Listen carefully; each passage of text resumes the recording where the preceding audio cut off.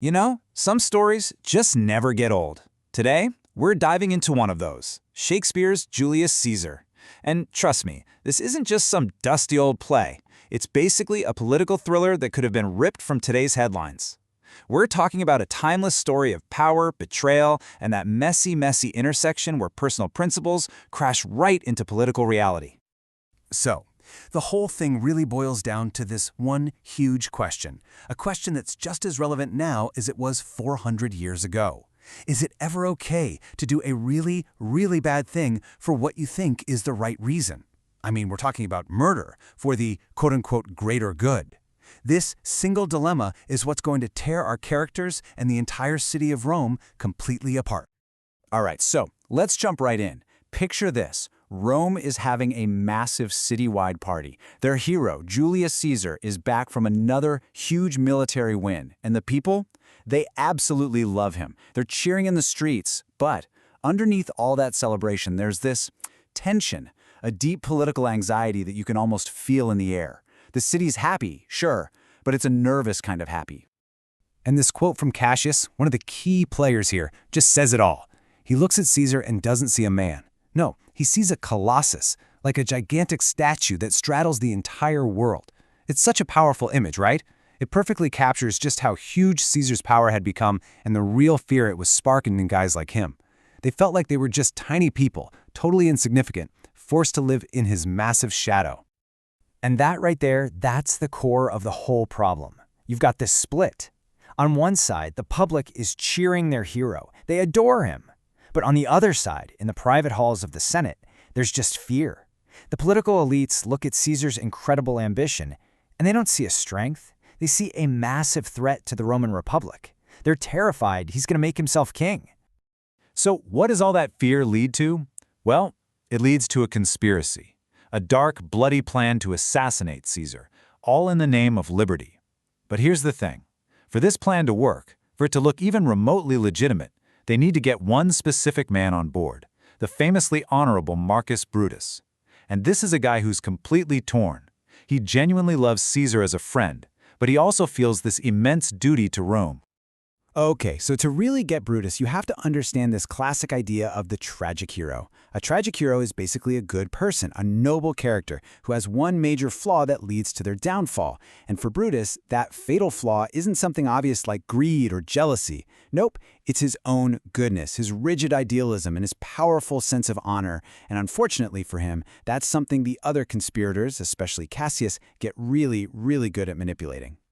And this quote, this is basically Brutus's big public statement. It's how he justifies the unthinkable. He frames the assassination not as something he wanted to do, not an act of hate, but as a terrible, painful sacrifice he had to make. For him, it was this epic battle in his head, his personal loyalty to his friend versus his duty to his country. And in his mind, Rome just had to come first. And then we get to Caesar's famous last words. This is the exact moment when the political gets brutally personal. Et tu, Brute? It means, and you, Brutus? It's just pure shock and heartbreak. You have to imagine it wasn't the dozens of other knives that truly brought him down. It was the gut-wrenching shock of seeing his dear, trusted friend among his killers. That's the wound that really did it. That's the betrayal that broke him. So, for a hot minute, the conspirators think they've done it. They actually think they've won. The tyrant is dead, the Republic is saved, right? Wrong. Their victory lasts for like 5 minutes, because the real battle for Rome wasn't over. It was just moving from the Senate to the streets. And out there, the most powerful weapon isn't a dagger anymore, it's words. Brutus gets up to speak first, and he does exactly what you'd expect Brutus to do. He gives this very calm, very logical, almost academic speech. He appeals to the people's reason, their sense of honor. He lays out his case. Caesar was too ambitious, and he had to die to keep Rome free. And you know what? It actually seems to work. For a moment, the crowd is with him. But then Mark Antony takes the stage, and he starts with this absolute masterpiece of a line. He's like, "Friends, Romans, countrymen, lend me your ears." He totally pretends he has no agenda. He says he's just there to bury his friend, not to praise him, not to cause trouble. It's brilliant. It's this completely disarming move. And it's 100% a lie. And the difference between their two speeches is just night and day. Brutus went for the head, using logic and reason. Antony goes straight for the heart, using pure emotion. And his secret weapon? Irony. He keeps calling the conspirators honorable men over and over until the words start to drip with sarcasm, until it sounds like an insult. The effect is devastating. Brutus had the crowd calm and convinced. Antony whips them into an absolute frenzy, a furious mob, and turns the entire city against the conspirators. And here's the biggest, most tragic irony of the whole play. The one act that was supposed to stop a tyrant from taking over, it does the exact opposite. By killing Caesar to save the Republic, these guys don't bring peace and order. Oh no. They unleash absolute chaos and send Rome spiraling into a bloody, brutal civil war. And it all falls apart so fast. It's like a domino effect. First, you have the assassination on the Ides of March. Just a few hours later, Antony gives that speech, and the city explodes. From there, it's a straight line to all-out civil war, which ends at the Battle of Philippi, where the conspirators are finally defeated and killed. It's a shocking fast descent into chaos. And this brings us to Brutus's final moments. Right before he takes his own life, he says these words. It's this quiet moment of just acceptance. He's talking to Caesar's ghost, really, and he's basically saying, "You can rest now. I'm more willing to die myself than I ever was to kill you." It's just a heartbreaking admission of how horribly everything went wrong because of his one principled, catastrophic choice.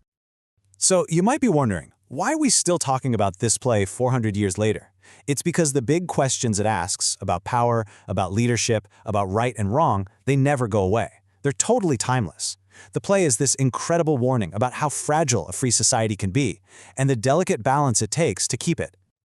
I mean, Julius Caesar really makes us look at some uncomfortable stuff. It shows us how words can literally be used as weapons to bend reality. It makes us walk that razor's edge between healthy ambition and outright tyranny. We get to feel that gut-wrenching conflict between what our conscience tells us is right and what our public duty demands. And at the end of it all, we're left asking, what even is a hero in a world that's so messy and complicated? And that brings us to the final, haunting question the play leaves hanging in the air. When your most deeply held beliefs slam head-on into the ugly, messy reality of politics, what's the right thing to do? Is there even a right path? Shakespeare doesn't give us any easy answers, and that moral gray area, that complexity, is exactly why this story still hits so hard today.